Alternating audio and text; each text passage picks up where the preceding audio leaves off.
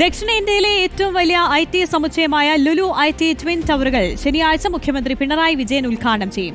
30,000-ലേറെ പ്രൊഫഷണലുകൾക്ക് തൊഴിൽ ലഭിക്കും. കൊച്ചി കാക്കനാട് സ്മാർട്ട് സിറ്റിയിലാണ് പദ്ധതി ആവിഷ്കരിച്ചിരിക്കുന്നത്. IT ആർട്ടിഫിഷ്യൽ ഇന്റലിജൻസ് രംഗത്ത് ദക്ഷിണേന്ത്യയിലെ ഏറ്റവും മികച്ച പദ്ധതിയാണ് ലുലു IT ട്വിൻ ടവറുകൾ. 1500 കോടിയിലേറെ രൂപ മുതൽ മുടക്കിലാണ് നിർമ്മാണം. ദക്ഷിണേന്ത്യയിലെ ഏറ്റവും ഉയരമേറിയതും കേരളത്തിലെ ഏറ്റവും വലുതുമായ IT ഓഫീസ് സമുച്ചയമാണിത്. 13 ഏക്കറോളം സ്ഥലത്ത് 30 നിലകൾ വീതമുള്ള ടിൻ ടവറുകളുടെ ഉയരം 152 മീറ്ററാണ്.